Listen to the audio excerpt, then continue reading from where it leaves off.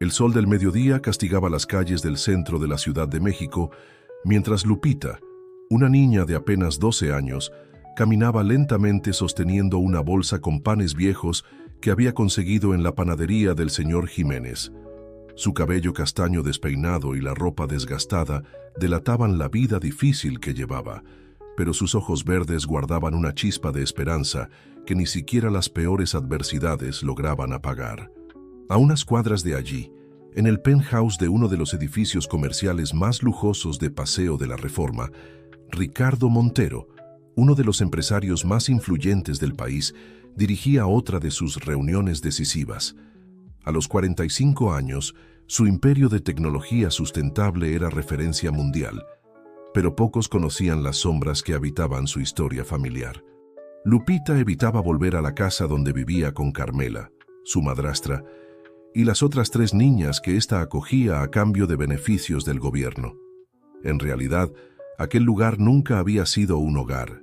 Era una prisión disfrazada de refugio, donde las niñas eran forzadas a trabajar en tareas domésticas pesadas y sufrían constantes humillaciones. El calor era casi insoportable esa tarde. Lupita decidió sentarse a la sombra de un árbol frondoso en la plaza, aprovechando para descansar un poco antes de enfrentar otro día de trabajo forzado. Fue cuando escuchó un golpe sordo cerca de ella. Un hombre elegantemente vestido se había desplomado en el suelo. Sin dudarlo, Lupita corrió hacia él.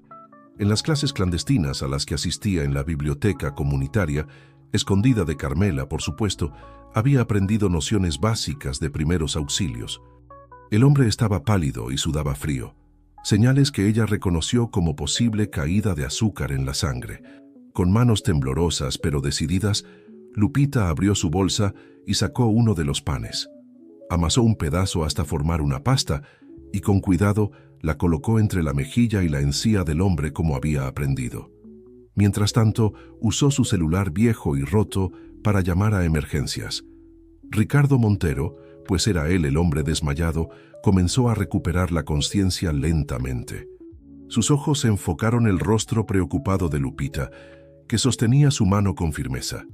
Por un momento, pensó estar teniendo una visión. Aquella niña tenía la misma mirada determinada de su hermana Marina, desaparecida hacía más de una década. «¿Está bien, señor?», preguntó Lupita, su voz transparentando una madurez más allá de sus años. «La ambulancia ya viene. Manténgase tranquilo y no intente levantarse todavía». Ricardo asintió, aún aturdido.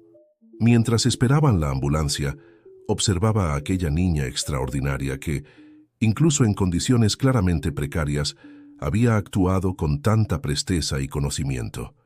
Había algo familiar en ella, algo que removía sus recuerdos más profundos. El sonido de la sirena cortó el aire sofocante de la tarde. Antes de que los paramédicos asumieran la atención, Ricardo sujetó el brazo de Lupita con delicadeza. «¿Cuál es tu nombre, pequeña?» «Lupita, señor. Lupita. Me has salvado la vida hoy. No lo olvidaré». La niña esbozó una sonrisa tímida y comenzó a alejarse, pero Ricardo hizo una señal para que uno de sus guardaespaldas, que ya había llegado al lugar, la acompañara discretamente. Algo en su instinto le decía que aquel encuentro no era mera coincidencia. En la ambulancia, mientras recibía los cuidados necesarios, Ricardo no podía quitarse de la cabeza la imagen de aquella niña. Los mismos ojos verdes de Marina, la misma determinación silenciosa, y aquella ropa gastada, las señales claras de negligencia. Su corazón se apretó con una certeza creciente. Necesitaba descubrir más sobre Lupita. Lo que Ricardo no sabía era que, en ese preciso momento, en una mansión en Las Lomas, su madre, Beatriz Montero, observaba un antiguo retrato familiar con lágrimas en los ojos. En la foto, Marina sonreía al lado de una joven empleada de la casa, una muchacha de ojos verdes, que se había marchado sin explicaciones poco antes de la desaparición de su hija. El destino había comenzado a tejer su red, conectando pasado y presente en una trama que pronto revelaría secretos enterrados hacía mucho tiempo. Lupita, sin saberlo, había dado el primer paso en un viaje que cambiaría no solo su vida, sino la historia de toda una familia. En los días que siguieron al incidente en la plaza, Ricardo Montero no podía quitarse a Lupita de sus pensamientos. El informe que su guardaespaldas trajo sobre la situación de la niña lo perturbó profundamente. Vivía en condiciones deplorables, bajo la tutela de una mujer conocida en el barrio por su crueldad disfrazada de bondad. En la mansión de los Montero, Beatriz pasaba horas en su despacho privado, revolviendo antiguas cajas de documentos. El reencuentro con el retrato antiguo había despertado recuerdos que había luchado por reprimir durante años. Ana María, la joven empleada de la foto, había sido más que una empleada. Era confidente de Marina y guardaba secretos que podrían destruir la reputación de la familia. Mientras tanto, Lupita enfrentaba otro día de trabajo extenuante en la casa de Carmela. Las otras niñas la evitaban desde que había empezado a frecuentar la biblioteca a escondidas, temiendo la furia de la madrastra si las atrapaban hablando con la rebelde. El aislamiento pesaba, pero los libros y el conocimiento eran su único refugio. «Lupita», la voz estridente de Carmela resonó por la casa. «Ven aquí ahora mismo». Con el corazón acelerado, Lupita subió las escaleras hasta el cuarto de la madrastra. La encontró sentada en su sillón preferido, una sonrisa indescifrable en el rostro. Sobre la mesa a su lado había un sobre manila. «¿Sabes qué es esto, niña?», preguntó Carmela, jugueteando con el sobre. «Es una propuesta muy interesante sobre ti. Parece que alguien importante quedó impresionado con tus habilidades». Lupita sintió un escalofrío recorrer su espalda. Durante años, Carmela había amenazado con vender a las niñas a familias ricas como empleadas, pero nunca había concretado la amenaza. Algo en el tono de su voz, sin embargo, indicaba que esta vez era diferente. En la oficina de Ricardo se desarrollaba una reunión tensa. «Señor Montero», comenzó el doctor González, su abogado de confianza, «la situación es delicada. No podemos simplemente sacar a la niña de esa casa sin un proceso legal». «¿Y qué hay de una adopción?», preguntó Ricardo, sus dedos tamborileando nerviosamente en el escritorio de caoba. «Con la autorización de la tutora legal, tal vez. Pero necesitamos investigar más sobre su pasado. Hay algo extraño en los registros que encontramos. El documento de tutela tiene inconsistencias. En la biblioteca comunitaria, doña Consuelo, la bibliotecaria que se había convertido en mentora de Lupita, organizaba libros cuando encontró una antigua nota periodística caída de un volumen. El titular hablaba sobre la desaparición de Marina Montero, pero lo que llamó su atención fue la foto más pequeña, en la esquina de la página, una joven empleada de la familia, identificada solo como Ana María, que había desaparecido en la misma época. El rostro en la foto era imposiblemente familiar. Esa noche, mientras la ciudad se preparaba para dormir, diferentes personajes de esta trama compleja permanecían despiertos, cada uno lidiando con sus propias revelaciones. Beatriz Montero hojeaba un antiguo diario encontrado entre las pertenencias de Marina, lágrimas silenciosas corriendo por su rostro mientras leía confesiones que jamás deberían salir a la luz. En su cuarto improvisado en el ático, Lupita no podía dormir. Las palabras de Carmela sobre la propuesta misteriosa la atormentaban. Por primera vez en años, se permitió pensar en su madre, fragmentos de memoria de una mujer de cabello oscuro y ojos verdes como los suyos, cantando una antigua canción de cuna. Al día siguiente, Ricardo llegó más temprano a la oficina, determinado a acelerar sus investigaciones sobre Lupita.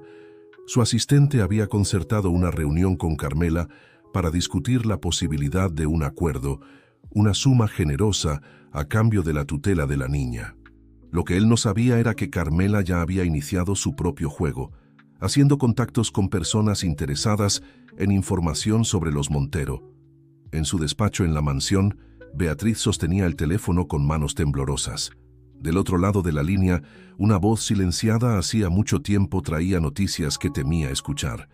«Señora Montero, encontramos evidencia de que Ana María no se fue sola aquella noche. Y hay más, documentos que sugieren que ella estaba...» La llamada se interrumpió abruptamente, dejando a Beatriz en un estado de agitación extrema. Sabía que los secretos del pasado estaban a punto de emerger, amenazando con destruir no solo la paz de su familia, sino también revelar verdades que cambiarían para siempre el destino de una pequeña niña que, en ese momento, soñaba con libertad en su cuarto del ático. La reunión entre Ricardo Montero y Carmela fue programada para una lluviosa tarde de jueves. El empresario eligió un café discreto en el centro de la ciudad, lejos de las miradas curiosas que solían seguirlo. Carmela llegó puntualmente, vistiendo sus mejores ropas, una sonrisa calculadora escondida bajo una máscara de falsa modestia. «Señora Carmela», comenzó Ricardo, manteniendo un tono profesional, «le agradezco por aceptar nuestra invitación. Como debe saber, estoy extremadamente agradecido por lo que Lupita hizo por mí aquel día». Carmela se acomodó en la silla, sus ojos brillando con la mención de dinero. «Ah, sí, Lupita, una niña especial, ¿no es así? Tan servicial». Su voz llevaba un tono que hizo que Ricardo apretara discretamente los puños bajo la mesa. Mientras tanto, en la mansión de los Montero, Beatriz recibía una visita inesperada. Doña Consuelo, la bibliotecaria, había conseguido una cita a través de contactos mutuos. En sus manos traía la antigua nota periodística y una carpeta con documentos que había guardado durante años. «Señora Montero», comenzó doña Consuelo, su voz temblando levemente, «hay algo que usted necesita saber sobre Lupita. Reconocí a Ana María en la foto. Ella frecuentaba la biblioteca antes de irse. En el ático de la casa de Carmela, Lupita organizaba sus pocas pertenencias. Entre ellas, encontró un pequeño medallón que su madre le había dejado, el único recuerdo físico que tenía de ella. Al abrirlo, notó algo que nunca había visto antes. Una minúscula inscripción en la parte interior de la tapa, casi borrada por el tiempo. «Para mi querida A.M., con amor, M». En el café, la negociación continuaba. Ricardo presentó su propuesta, una suma sustancial a cambio de la tutela legal de Lupita. Carmela fingió dudar, saboreando cada momento de su pequeño poder sobre el poderoso empresario. «Sabe, señor Montero», dijo, inclinándose hacia adelante, «Lupita no es una mercancía que se pueda simplemente comprar. Ella tiene una historia que tal vez interese a mucha gente». El tono de amenaza velada no pasó desapercibido para Ricardo. Años de negociaciones difíciles lo habían entrenado para reconocer cuando alguien guardaba cartas bajo la manga. «¿Qué historia sería esa, señora Carmela?» En la biblioteca comunitaria, una de las niñas que vivía con Carmela, Julieta, buscaba a Lupita. A pesar del miedo a la madrastra, necesitaba alertar a su amiga sobre la conversación que había escuchado la noche anterior. Carmela al teléfono, negociando información con alguien sobre los Montero. Beatriz escuchaba atentamente el relato de doña Consuelo, su rostro palideciendo cada vez más. La bibliotecaria contó sobre las visitas frecuentes de Ana María, sobre los libros que sacaba prestados, principalmente sobre embarazo y cuidados de bebés, y sobre su última visita, cuando parecía especialmente agitada. «Ella dejó algo conmigo ese día», reveló doña Consuelo, sacando un sobre amarillento de su carpeta. «Me pidió que lo guardara, diciendo que algún día alguien vendría a buscarlo. Creo que ese día ha llegado, señora Montero». En la oficina de Ricardo, el doctor González trabajaba incansablemente, conectando puntos que antes parecían dispersos. Los documentos de tutela de Lupita presentaban irregularidades que apuntaban a una posible falsificación. Más intrigante aún eran las fechas. Todos los papeles habían sido procesados en la misma semana en que Marina había desaparecido. Lupita, ajena a todos estos movimientos, continuaba su ritual diario de estudios escondidos. Esa tarde, había encontrado un libro particularmente interesante sobre genética. Algo sobre la herencia de características llamó su atención, especialmente la parte sobre los ojos verdes, una característica rara que compartía con su madre desaparecida. En el café, la reunión llegaba a un momento decisivo. Carmela finalmente mostró sus cartas. «Señor Montero, antes de que aceptemos cualquier acuerdo, necesito garantizar que ciertos documentos en mi posesión permanezcan seguros. Documentos que su madre, doña Beatriz, ciertamente no querría ver circulando por ahí». Ricardo sintió que la sangre se le helaba en las venas. ¿Cómo había conseguido esa mujer ordinaria información sobre su familia? Y más importante, ¿qué documentos serían esos? En la mansión, Beatriz abría con manos temblorosas el sobre entregado por doña Consuelo. Dentro de él, además de una carta dirigida a quien encuentre a mi hija, había un acta de nacimiento original, cuidadosamente preservada. El nombre de la madre en el acta hizo que su corazón se detuviera por un momento. Ana María Montero. La lluvia seguía cayendo sobre la Ciudad de México, lavando las calles, pero no los secretos que, como raíces profundas, comenzaban a emerger a la superficie. En diferentes puntos de la ciudad, las piezas de un rompecabezas familiar comenzaban a encajar, revelando una imagen que cambiaría para siempre el destino de todos los involucrados. El descubrimiento del acta de nacimiento dejó a Beatriz Montero en estado de shock. Las palabras bailaban ante sus ojos mientras releía el documento una y otra vez. Ana María Montero, el apellido que su antigua empleada nunca había usado durante el tiempo que trabajó en la mansión, pero que ahora revelaba una verdad devastadora. Señora, doña Consuelo rompió el silencio tenso. Hay más. Sacó de la carpeta un conjunto de cartas, todas escritas por Ana María. Ella dejó estas también, diciendo que solo deberían ser entregadas cuando fuera seguro. En el café, Ricardo enfrentaba su propia batalla. Carmela sorbía lentamente su capuchino, saboreando cada momento de tensión que creaba. Sabe, señor Montero, su hermana Marina era una joven muy confidente, especialmente con ciertas empleadas de la casa. La mención del nombre de Marina hizo que Ricardo se enderezara en la silla. ¿Qué está insinuando exactamente, señora Carmela? Julieta finalmente encontró a Lupita en la biblioteca, escondida entre los estantes de biología. Lupita, susurró urgentemente, necesitamos hablar. Es sobre Carmela y sobre tu madre. El corazón de Lupita se aceleró. En todos los años que había vivido bajo la tutela de Carmela, nadie jamás había mencionado a su madre. Era un tema prohibido, castigado con severas consecuencias. ¿Qué sabes sobre ella?, preguntó, su voz apenas conteniendo la ansiedad. En la mansión, Beatriz comenzó a leer las cartas con doña Consuelo como testigo. La primera, fechada pocos días antes de la desaparición de Marina, revelaba una historia que jamás había imaginado posible. Ana María no era solo una empleada, era hija ilegítima de su difunto esposo, fruto de una relación anterior al matrimonio. Marina había descubierto la verdad, y lejos de rechazar a la hermana recién descubierta, se había acercado a ella. Las dos compartían no solo la sangre Montero, sino también sueños y secretos. El mayor de ellos estaba a punto de salir a la luz. En el bufete de abogados, el doctor González recibía una llamada importante de un antiguo empleado del registro civil donde se habían registrado los documentos de Lupita. Doctor, encontré algo irregular. Los papeles de tutela fueron procesados por alguien que usó documentos falsos. Y hay más.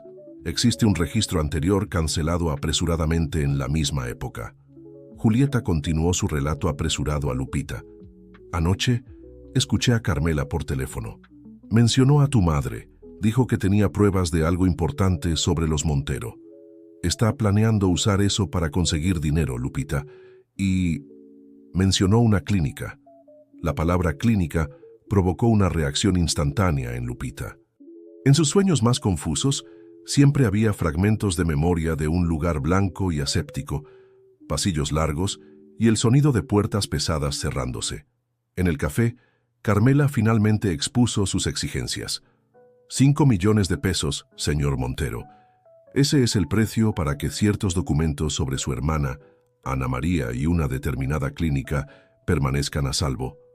Ricardo sintió que el mundo giraba por un momento. Ana María, aquel nombre que no escuchaba desde hacía años, desde que Marina, su celular vibró con un mensaje urgente de su madre. Hijo, ven a casa inmediatamente. Descubrimos algo sobre Lupita. En la biblioteca, Lupita abrió nuevamente el medallón, ahora con otros ojos. Ame Ana María, murmuró, las piezas comenzando a encajar en su mente. Los recuerdos fragmentados de su madre, los ojos verdes tan parecidos a los suyos, tan parecidos a los de Marina Montero en la foto del periódico. Beatriz llegaba al final de la última carta, sus manos temblando violentamente. Ana María había descubierto que estaba embarazada poco antes de la desaparición de Marina. Las dos hermanas planeaban huir juntas. Marina para proteger a Ana María y a su futura hija, y Ana María para escapar de las amenazas que venía recibiendo. «Mi nieta», Beatriz susurró mirando la foto de Lupita que Ricardo le había mostrado días antes. Todo este tiempo estuvo tan cerca. La lluvia finalmente había dado una tregua, pero la tormenta de revelaciones apenas comenzaba. En diferentes puntos de la ciudad, las vidas de Lupita, Ricardo, Beatriz y Carmela convergían hacia un momento de verdad que ninguno de ellos podría evitar. El pasado de los Montero, cuidadosamente enterrado durante años, emergía con toda su fuerza, trayendo consigo secretos que cambiarían para siempre el destino de una familia desgarrada por mentiras y silencios. Ricardo conducía apresuradamente hacia la mansión Montero, su mente un torbellino de pensamientos. La mención de Ana María por parte de Carmela no podía ser coincidencia, no después de todo este tiempo. El rostro de Lupita, tan similar al de Marina, ahora cobraba sentido de una manera que nunca había imaginado posible. En la biblioteca, Lupita y Julieta continuaban su conversación susurrada entre los estantes. La clínica que Carmela mencionó. Julieta vaciló. Dijo algo sobre registros médicos, sobre que tu madre había estado internada allí. Lupita sintió que su corazón se encogía. Los recuerdos del lugar blanco y aséptico se volvían más nítidos. ¿Sabes el nombre de esa clínica? Instituto Santa María, respondió Julieta, y Lupita sintió un escalofrío recorrer su espalda. El nombre despertaba ecos distantes en su memoria. En la mansión, Beatriz continuaba su conversación con doña Consuelo, ahora enfocada en una serie de fotografías que la bibliotecaria había traído. En una de ellas, Ana María sonreía al lado de Marina, ambas usando collares idénticos, el mismo modelo del medallón que Lupita llevaba. Marina le dio esos collares, explicó doña Consuelo. Era una forma de mantener su conexión en secreto. Ana María me contó que planeaban usar los medallones para reconocerse cuando fuera seguro reencontrarse. Ricardo llegó a la mansión encontrando a su madre en un estado de agitación que no veía desde hacía años. «Ricardo», comenzó Beatriz, su voz temblando, «Lupita no es solo la niña que salvó tu vida. Ella es nuestra familia, la hija de Ana María, tu sobrina». En el café, Carmela guardaba cuidadosamente el cheque que Ricardo había dejado como garantía de sus negociaciones, pero su sonrisa de satisfacción pronto se desvaneció al recibir una llamada. «Señora Carmela, aquí de la administración del Instituto Santa María. Necesitamos urgentemente los documentos que usted mencionó. La situación está complicada». En su despacho, el doctor González conectaba los últimos puntos de la investigación. Los documentos falsos de tutela de Lupita habían sido procesados por alguien vinculado al Instituto Santa María, la misma clínica donde, coincidentemente o no, Marina Montero había sido vista por última vez.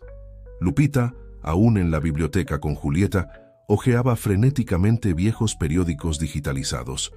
Sus manos se detuvieron al encontrar un titular de hacía 12 años. Heredera de los Montero, desaparece tras visita a clínica psiquiátrica. En la foto, Marina sonreía en un evento social usando el mismo medallón que Lupita ahora apretaba entre sus dedos. «Julieta», susurró Lupita, «necesito que me ayudes a entrar en el cuarto de Carmela. Debe tener más información sobre mi madre y sobre esa clínica». En la mansión, Ricardo examinaba las cartas de Ana María con creciente horror. Su hermana ilegítima había descubierto irregularidades graves en el Instituto Santa María, pacientes mantenidos contra su voluntad, documentos falsificados, tratamientos cuestionables. Marina, al intentar ayudarla a exponer la verdad, se había convertido en un blanco. «Mamá», preguntó Ricardo, su voz cargada de sospecha, «¿usted sabía sobre Ana María? ¿Sobre que era hija de papá?» Beatriz desvió la mirada, sus manos apretando nerviosamente un pañuelo. «Tu padre me lo contó en su lecho de muerte, antes de partir.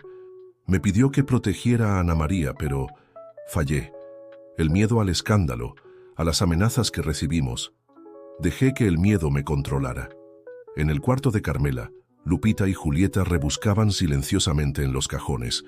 En una caja de documentos antiguos encontraron algo perturbador: una serie de recibos del Instituto Santa María, todos a nombre de Ana María Montero, fechados hasta pocos meses atrás. «Lupita», murmuró Julieta, «tu madre puede estar viva. ¿Y si aún está en esa clínica?» El sonido de una puerta cerrándose en el piso de abajo hizo que las niñas se congelaran. Carmela había regresado antes de lo esperado y sus pasos pesados subían la escalera. En la mansión, Ricardo tomaba una decisión. «Voy a buscar a Lupita ahora mismo. Necesita saber la verdad, necesita estar protegida, y después vamos a encontrar a Ana María y a Marina. Ya basta de secretos en esta familia». Beatriz asintió, lágrimas silenciosas corriendo por su rostro. «Hay algo más que necesitas saber, hijo. Sobre la noche en que Marina desapareció, recibí una llamada de ella. Dijo que había descubierto algo terrible en el Instituto Santa María, algo que involucraba a personas poderosas. Iba a denunciarlo todo, pero antes necesitaba garantizar que Ana María y el bebé». El celular de Ricardo sonó, interrumpiendo la confesión de Beatriz. Era el doctor González. «Señor Montero, necesita ver esto inmediatamente. Encontramos registros recientes del Instituto Santa María. Todavía están activos y hay dos nombres que usted necesita ver: Ana María Montero y Marina Montero. Los registros indican que aún están allí». En el cuarto de Carmela, Lupita y Julieta estaban acorraladas. Los pasos en la escalera se acercaban cada vez más, mientras ellas buscaban desesperadamente un lugar para esconderse. El armario era la única opción. Con movimientos silenciosos, las niñas se apretujaron entre las perchas, segundos antes de que la puerta se abriera. Carmela entró en su habitación acompañada de alguien. «¿Los documentos están aquí?» Su voz sonaba tensa. «Pero primero, quiero garantías de que mi participación en todo esto permanecerá en secreto». «Usted no está en posición de hacer exigencias», respondió una voz masculina que Lupita no reconoció. «El instituto necesita esos registros inmediatamente. La situación se está saliendo de control». Fuera de la mansión Montero, Ricardo y el doctor González examinaban los documentos recién descubiertos. «Las firmas en las internaciones», señaló el abogado, «fueron todas hechas por la misma persona. Dr. Enrique Méndez, director del Instituto Santa María. El mismo médico que diagnosticó a Marina con trastorno delirante cuando empezó a hacer preguntas sobre las prácticas de la clínica», agregó Beatriz, su voz cargada de culpa. «Yo permití que esto sucediera. Le creí cuando dijo que ella necesitaba tratamiento». En el armario, Lupita y Julieta apenas respiraban. A través de las rendijas entre las perchas, podían ver a Carmela removiendo una carpeta falsa del fondo de un cajón. «Aquí está todo: los registros originales de la internación de Ana María, las pruebas del embarazo, los documentos del traslado de Marina». «¿Y el acta de nacimiento de la niña?», preguntó el hombre bruscamente. «También está aquí. Lupita nació en el instituto. Aunque oficialmente los registros muestran otro lugar, fue necesario para mantener las apariencias». En la mansión, Ricardo recibía otra llamada importante, esta vez de un ex empleado del instituto. «Señor Montero, trabajé allí durante años. Su hermana Marina descubrió que estaban usando la clínica para ocultar a personas que sabían demasiado. Ana María fue internada porque descubrió un esquema de fraudes que involucraba a personas poderosas. Y Marina, ella intentó ayudar, pero…» Beatriz, escuchando parcialmente la conversación, comenzó a recordar detalles que se había forzado a olvidar.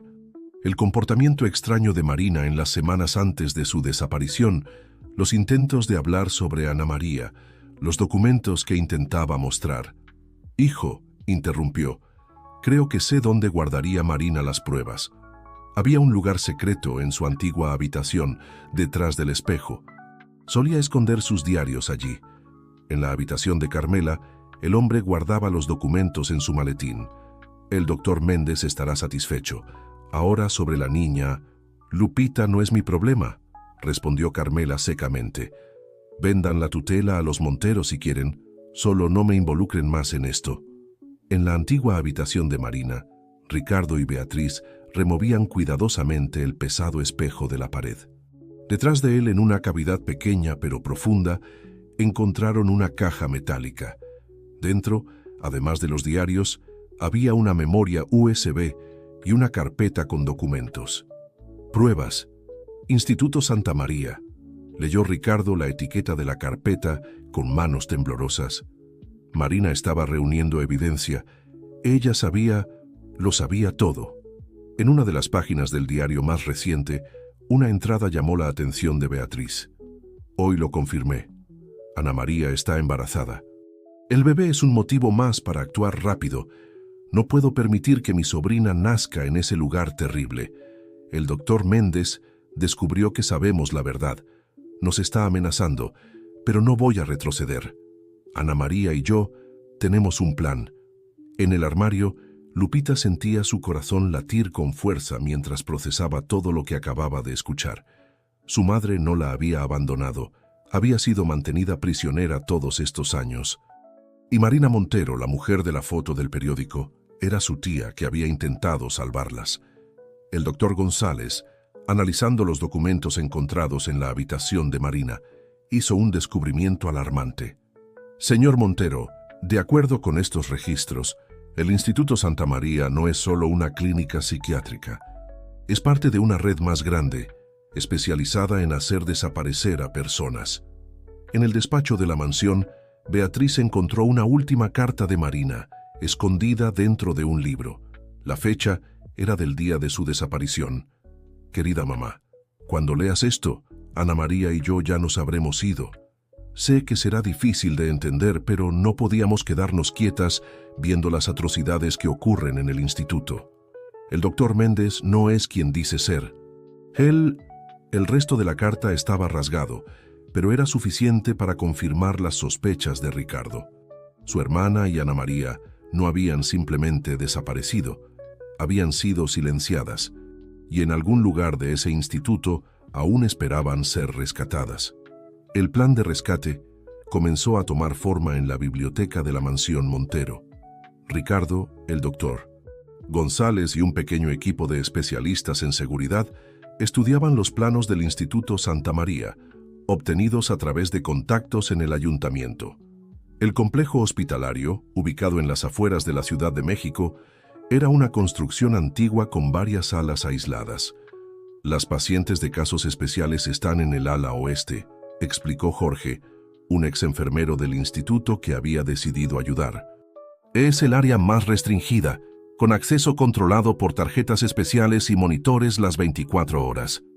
Mientras tanto, en la casa de Carmela, Lupita y Julieta finalmente lograron salir del armario cuando la madrastra y su visitante dejaron la habitación. Con el corazón aún acelerado, Lupita guardó cuidadosamente los papeles que había logrado fotografiar con su celular viejo durante la conversación que presenciaron. «Necesitamos enviar estas fotos a alguien», susurró Julieta. «¿Pero a quién?». Lupita pensó por un momento antes de responder. «A doña Consuelo. Ella siempre nos ha ayudado, y hoy temprano estaba tratando de contarme algo importante sobre mi madre cuando Carmela llegó a la biblioteca». En la mansión, Beatriz revolvía antiguas correspondencias en su despacho privado. Entre ellas, encontró un sobre amarillento con el membrete del Instituto Santa María. Era una carta de Marina, que había sido devuelta sin ser entregada. «Querida mamá, Ana María está cada vez más débil. Los medicamentos que el doctor Méndez insiste en administrarle están afectando no solo a ella, sino también al bebé. Necesitamos actuar pronto». Ricardo recibió una llamada urgente de doña Consuelo. «Señor Montero, Lupita acaba de enviarme algo que usted necesita ver inmediatamente. Son documentos sobre el instituto y sobre su hermana. En el Instituto Santa María, la rutina aparentemente tranquila escondía una agitación inusual. El doctor Méndez convocó una reunión de emergencia con su equipo más cercano. Los Monteros se están acercando demasiado a la verdad. Necesitamos trasladar a las pacientes especiales a la unidad del interior esta misma noche». En una de las habitaciones del ala oeste, Ana María observaba por la ventana enrejada el movimiento inusual de empleados. Años de medicación forzada habían afectado su memoria, pero algunos recuerdos permanecían intactos. El rostro de su hija recién nacida, el medallón que Marina le había dado, el plan de fuga que nunca se concretó. En la habitación contigua, Marina, incluso después de años de confinamiento, mantenía su lucidez a través de un elaborado sistema para fingir tomar los medicamentos. Había documentado todo en un diario escondido bajo el colchón, cada procedimiento irregular, cada paciente mantenido contra su voluntad, cada conversación sospechosa que había presenciado. En la biblioteca comunitaria, doña Consuelo compartía con Ricardo las fotos enviadas por Lupita. Estos documentos prueban que el doctor Méndez falsificó diagnósticos para mantener a personas internadas ilegalmente. Hay registros de pagos, fechas, nombres. Y hay más, continuó, su voz temblando. Lupita logró fotografiar una lista de traslados programados para esta noche. Ana María y Marina están entre los nombres. Ricardo sintió que se le helaba la sangre. Si las trasladaban, podrían perder la única oportunidad de rescatarlas. Doctor González, llamó urgentemente, ¿cuánto tiempo necesitamos para poner el plan en acción? Con las autorizaciones judiciales de emergencia que conseguimos, podemos actuar en 2 horas, respondió el abogado, ya movilizando a su equipo. Lupita, que había logrado escapar de la casa de Carmela con la ayuda de Julieta, llegó jadeando a la biblioteca. «Hay más», dijo, entregando el medallón a doña Consuelo. «Dentro hay un mensaje, una secuencia de números. Creo que puede ser importante». Cuando doña Consuelo abrió el medallón, sus ojos se agrandaron. «Esto no es solo una secuencia cualquiera», explicó. «Son coordenadas. Marina debe haberlo dejado como una pista. Un lugar seguro, tal vez». En el instituto, el doctor Méndez supervisaba personalmente los preparativos para el traslado cuando recibió una alerta en su celular. Movimientos judiciales involucrando autorizaciones de búsqueda y aprehensión en el Instituto Santa María. «Aceleren el proceso», ordenó, su voz traicionando un leve temblor. «Las pacientes especiales deben ser removidas antes de que...» Su frase fue interrumpida por el sonido de sirenas acercándose. A través de las cámaras de seguridad, vio una comitiva de autos oficiales entrando por las puertas principales del instituto. Al frente de ellos, un auto particular que reconoció inmediatamente, el mismo que solía traer a Beatriz Montero en sus raras visitas a su hija. La hora de la verdad había llegado. En diferentes puntos de la ciudad, personas convergían hacia el Instituto Santa María, cada una llevando una pieza del rompecabezas que, finalmente, revelaría toda la verdad sobre una familia separada por mentiras y ambición. El Instituto Santa María hervía de actividad cuando la comitiva judicial atravesó sus puertas. Ricardo Montero lideraba el grupo, acompañado por el doctor González, oficiales de justicia y un equipo médico independiente. Beatriz permanecía en el auto, sus manos apretando un rosario, rezando silenciosamente por el éxito de la operación. En los pasillos del ala oeste, enfermeros corrían apresuradamente, siguiendo las órdenes frenéticas del doctor Méndez para acelerar los traslados. Ana María, en su habitación, percibía el movimiento inusual y sentía que algo significativo estaba a punto de suceder. Años de confinamiento habían debilitado su cuerpo, pero no su espíritu. «Doctor Méndez», llamó una enfermera afligida. «Los Montero están aquí con una orden judicial. Tienen autorización para acceder a todas las áreas, incluyendo los archivos confidenciales». El médico sintió que sus piernas flaqueaban. En su escritorio, documentos comprometedores aún esperaban ser destruidos. Años de esquemas, diagnósticos falsificados e internaciones irregulares estaban a punto de salir a la luz. En la biblioteca comunitaria, Lupita y doña Consuelo descifraban las coordenadas encontradas en el medallón. «Esto no indica un lugar cualquiera», explicó la bibliotecaria, después de consultar un mapa antiguo de la región. «Es la ubicación de una antigua casa de campo de los Montero, a menos de 1 hora del instituto. Marina debe haber planeado llevar a mi madre allí», concluyó Lupita, sus manos temblando de emoción. «Necesitamos avisar al señor Montero». En el instituto, Ricardo y su equipo avanzaban metódicamente por los pasillos. Cada habitación era verificada, cada documento examinado. El doctor González coordinaba la recolección de evidencias, fotografiando historiales clínicos y registros de medicación. Marina, que a través de años de observación conocía perfectamente la rutina del instituto, percibió el cambio en el patrón de sonidos y movimientos. Desde su habitación podía escuchar voces diferentes, pasos más firmes y decididos que lo habitual. Su corazón se aceleró al reconocer una voz en particular, su hermano Ricardo. En la recepción, Carmela llegaba inesperadamente, cargando una carpeta de documentos. Su rostro mostraba una mezcla de miedo y resignación. «Necesito hablar con Ricardo Montero», anunció. «Tengo algo que él necesita ver». El doctor Méndez, en su oficina, intentaba desesperadamente contactar a sus superiores. El esquema era más grande que el instituto. Personas poderosas se habían beneficiado del silencio forzado de pacientes problemáticos a lo largo de los años. Ahora, todo amenazaba con derrumbarse.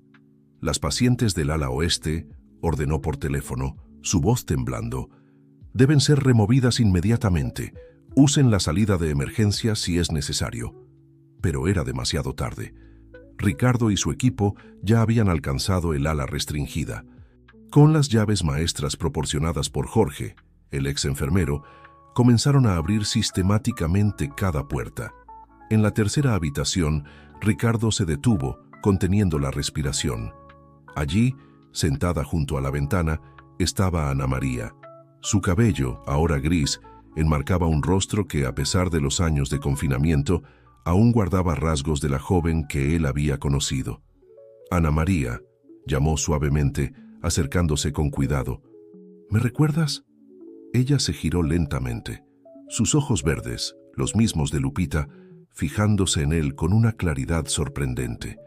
«Ricardo, tardaste tanto». En la habitación contigua, el equipo encontró a Marina. A diferencia de Ana María, ella estaba de pie como si los estuviera esperando. Años de documentación secreta estaban organizados bajo su colchón, cada irregularidad, cada abuso, cada mentira cuidadosamente registrada. «Hermanito», sonrió, lágrimas corriendo por su rostro, «sabía que nos encontrarías». En la recepción, Carmela era conducida hasta Ricardo. Su carpeta contenía la confesión completa de su participación en el esquema, cómo había sido pagada para mantener a Lupita lejos de la familia Montero, cómo había ayudado a falsificar documentos de tutela, cómo había participado en el plan para mantener a Ana María y Marina aisladas. Beatriz, que finalmente había reunido el valor para entrar al instituto, se tambaleó al ver a sus dos hijas, Marina, a quien pensaba haber perdido para siempre, y Ana María, a quien nunca había tenido la oportunidad de conocer realmente. El peso de años de culpa y arrepentimiento la hizo caer de rodillas. El doctor Méndez intentó huir por una salida secundaria, pero fue detenido por el equipo de seguridad. En su bolsillo, encontraron una memoria USB que contenía información que comprometería a docenas de personas influyentes que habían utilizado el instituto para fines oscuros. En medio de este torbellino de emociones y revelaciones, Lupita llegaba al instituto acompañada por doña Consuelo. El momento que cambiaría para siempre el destino de los Montero estaba a punto de suceder. El reencuentro de una familia separada por mentiras, miedo y ambición, pero unida por el amor y la verdad que finalmente salía a la luz. El momento en que Lupita entró al Instituto Santa María quedó grabado para siempre en la memoria de todos los presentes. El silencio que se instauró en el pasillo era casi palpable, roto solo por el sonido suave de sus pasos vacilantes. Sus ojos verdes, herencia de una familia que apenas conocía, recorrían los rostros frente a ella, buscando una conexión perdida hacía mucho tiempo. Ana María fue la primera en reaccionar. Incluso debilitada por los años de confinamiento, se levantó de su silla con una fuerza que sorprendió a todos. Lupita. Su voz era apenas un susurro, pero cargaba el peso de 12 años de añoranza contenida. «Mi niña», Marina, que observaba la escena desde la puerta de su habitación, se aferraba firmemente al brazo de Ricardo. Lágrimas silenciosas corrían por su rostro mientras veía a su sobrina, aquel bebé que había intentado proteger hacía tanto tiempo, finalmente reunida con su madre. Beatriz permanecía unos pasos atrás, su postura revelando el conflicto interno que enfrentaba. ¿Cómo podría pedir perdón por años de omisión? ¿Cómo explicar que el miedo le había impedido actuar cuando sus hijas más la necesitaban? ¿Abuela? La voz de Lupita cortó el silencio, sorprendiendo a todos. Doña Consuelo le había mostrado antiguas fotos de la familia Montero, y algo en el rostro de Beatriz despertó un recuerdo profundo, casi olvidado. El momento fue interrumpido por la llegada abrupta del doctor González, cargando una carpeta de documentos recién descubiertos. Señor Montero, encontramos algo que necesita ver inmediatamente. Los papeles revelaban la extensión de la conspiración que había mantenido a Ana María y Marina presas durante tanto tiempo. El Instituto Santa María era solo parte de una red más grande, especializada en hacer desaparecer a personas por contratos millonarios. Pero había más, mucho más. Esto lo explica todo, habló Marina, su voz firme a pesar de la emoción. ¿Por qué tantas personas poderosas se empeñaron en mantenernos aquí? Ana María había descubierto no solo su verdadera identidad como Montero, sino también un esquema de fraudes que involucraba a algunas de las mayores fortunas del país. Carmela, que observaba todo desde un rincón, finalmente reunió el coraje para acercarse a Lupita. «Yo sé que no merezco perdón», comenzó, su voz temblando, «pero necesito que sepas toda la verdad». Entonces reveló cómo había sido contratada años atrás por personas vinculadas al instituto para mantener a Lupita bajo su custodia, asegurándose de que la niña nunca descubriera su verdadera identidad. El dinero y las amenazas la mantuvieron en silencio durante años, hasta que el remordimiento finalmente pudo más. Ana María, ahora sentada con Lupita a su lado, no podía apartar los ojos de su hija. Cada detalle de su rostro era precioso. La forma en que fruncía el ceño al concentrarse, exactamente como ella misma lo hacía, la sonrisa titubeante que era idéntica a la de Marina. «Nunca dejé de pensar en ti», susurró a Lupita. «Todos los días, incluso cuando los medicamentos hacían difícil recordar mi propio nombre, me aferraba a tu recuerdo, el sonido de tu llanto, el calor de tu cuerpecito cuando naciste». Ricardo organizaba con el doctor González los siguientes pasos legales. El instituto sería cerrado, sus pacientes trasladados a instituciones adecuadas y se iniciaría una investigación completa. Pero su mirada siempre volvía a su familia reunida. Marina, su hermana que nunca había dejado de luchar por la verdad. Ana María, la hermana que no había tenido la oportunidad de conocer verdaderamente. Y Lupita, la sobrina que el destino le había devuelto a través de un encuentro aparentemente casual. Beatriz finalmente encontró el valor para acercarse a sus hijas. «Marina, Ana María», su voz falló. «Les he fallado de tantas formas. El miedo me paralizó cuando debería haber luchado.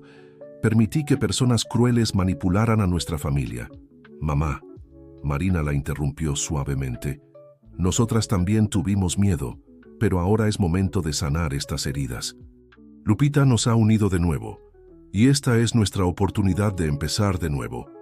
En el patio del instituto, el sol comenzaba a ponerse, lanzando sombras doradas a través de las ventanas. La verdad, por tanto tiempo enterrada bajo capas de mentiras y manipulación, finalmente salía a la luz. Una familia, fragmentada por la ambición y el miedo, encontraba su camino de vuelta a la unión a través del amor incondicional de una niña que nunca perdió la esperanza. Doña Consuelo, observando la escena con lágrimas en los ojos, aún sostenía el medallón que había guardado durante tanto tiempo. Dentro de él, además de las coordenadas que habían ayudado a desentrañar el misterio, había una inscripción que ahora cobraba aún más sentido. El amor verdadero siempre encuentra su camino de vuelta a casa. 6 meses pasaron desde los acontecimientos en el Instituto Santa María. La mansión Montero, antes un lugar lleno de sombras y secretos, ahora rebosaba de vida y luz. El jardín, rediseñado por Lupita con la ayuda de Marina, estaba repleto de flores coloridas, un símbolo del renacimiento de aquella familia. Ana María, después de meses de tratamiento adecuado y terapia, recuperaba gradualmente su salud y sus recuerdos. Sus mañanas estaban dedicadas a largas conversaciones con Lupita en el solarium, llenando 12 años de ausencia con historias, risas y algunas lágrimas. Cada pequeño descubrimiento sobre su hija era un tesoro. Su amor por los libros, su curiosidad insaciable, su compasión por los demás. ¿Sabías que fue aquí donde conocí a tu padre?, comentó Ana María una mañana, mientras arreglaban juntas la antigua habitación de Marina, ahora transformada en una biblioteca familiar. Era jardinero, hijo de españoles. Tenía los mismos ojos curiosos que tú. Lupita absorbía cada fragmento de información sobre su historia familiar con fascinación. La verdad, por más compleja que fuera, era infinitamente mejor que el vacío que había cargado durante tanto tiempo. Marina se había convertido en una fuerza incansable en la transformación del sistema de salud mental del país.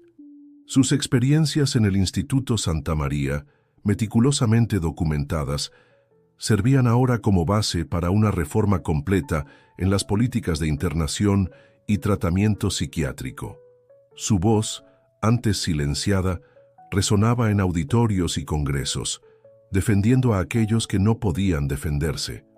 Cada persona que ayudamos a salir de situaciones abusivas, explicaba a Lupita durante uno de sus proyectos sociales, es una victoria no solo para ellos, sino para todos nosotros.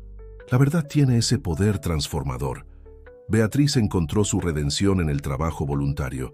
3 veces por semana visitaba instituciones de acogida, asegurándose de que ningún otro niño pasara por lo que Lupita había enfrentado. Su relación con sus hijas, aunque aún en proceso de sanación, se fortalecía cada día a través de pequeños gestos de amor y comprensión.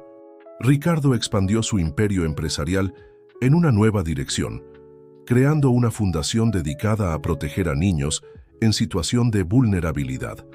El primer proyecto, ideado por Lupita, era un centro de aprendizaje que ofrecía clases gratuitas, inspirado en las lecciones clandestinas que ella tanto había valorado en la biblioteca comunitaria. Julieta, que había sido fundamental para el descubrimiento de la verdad, fue acogida por la familia Montero. Su sueño de estudiar medicina comenzaba a realizarse, gracias a una beca integral proporcionada por Ricardo. Su amistad con Lupita, forjada en momentos de adversidad, crecía aún más fuerte en la libertad. Doña Consuelo continuaba su trabajo en la biblioteca comunitaria, ahora ampliada y modernizada gracias al apoyo de la Fundación Montero. El lugar que había sido un refugio para Lupita se transformó en un centro cultural vibrante, inspirando a nuevas generaciones a buscar conocimiento y esperanza a través de los libros. Carmela, después de colaborar con las investigaciones y demostrar genuino arrepentimiento, se dedicaba a ayudar a otras mujeres a salir de situaciones de manipulación y abuso. Su experiencia, aunque dolorosa, había servido como lección sobre la importancia de elegir el camino correcto, incluso cuando parece el más difícil. Una tarde especial, la familia Montero se reunió para un momento largamente esperado, la inauguración del ala Ana María en el nuevo hospital psiquiátrico modelo de la ciudad. El lugar representaba todo lo que el Instituto Santa María no era: transparente, humanizado, enfocado en la recuperación y dignidad de los pacientes. Durante la ceremonia, Lupita sorprendió a todos con un discurso emocionante. Nuestra historia no trata sobre el pasado que intentaron robarnos, sino sobre el futuro que elegimos construir juntos. Cada persona en esta familia lleva cicatrices, pero también lleva una fuerza extraordinaria. El amor que nos reconectó es más poderoso que cualquier mentira que intentó separarnos. Al final de aquella tarde, la familia se reunió en el jardín de la mansión para un momento íntimo de celebración. Ana María, Marina y Beatriz observaban a Lupita jugando con sus nuevas amigas del centro cultural, su risa resonando por el jardín como música. Ricardo, a su lado, sonreía al ver a su familia finalmente completa y en paz. Dentro de cada uno, la misma inscripción que había guiado a Lupita de vuelta a casa: El amor verdadero siempre encuentra su camino de vuelta a casa. Mientras el sol se ponía en el horizonte de la Ciudad de México, lanzando tonos dorados sobre el jardín de la mansión Montero, Lupita miró a su familia reunida y sintió una certeza profunda. Algunos lazos son demasiado fuertes para romperse, algunas verdades son demasiado poderosas para permanecer ocultas, y el amor, cuando es verdadero, siempre encuentra su camino de vuelta a casa. El antiguo medallón, ahora restaurado, se había transformado en un colgante que todas las mujeres Montero usaban, un símbolo del lazo inquebrantable que las unía.